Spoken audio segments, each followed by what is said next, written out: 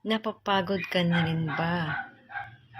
Dahil sa akala mo wala nang patutunguhan lahat ng ginagawa mo. Oo nga no, nakakapagod na. Lalo na yung palagi na lang natin nakikita na pulang-pula na ang ating mga dashboard. At nawawala na tayo ng ganang gumawa ng content. Oo, nakakapagod po talaga. Lalo na yung pag-i-engage kasi nakakaubos ng oras. Pero, wag ka po mawala ng pag-asa.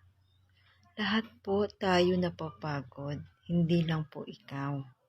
Pero yung iba lumalaban. At ipinagpatuloy nila kung ano ang kanilang nasimulan. Kaya kung ikaw ay napapagod, relax ka muna. I-relax mo muna ang iyong kaisipan, pati iyong mga kamay at ang iyong katawan.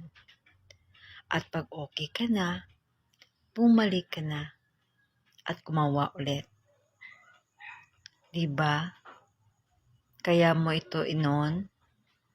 Kaya ka nagsimulang maging content creator dahil may pangarap ka. Ano pang hinihintay mo? Grasya.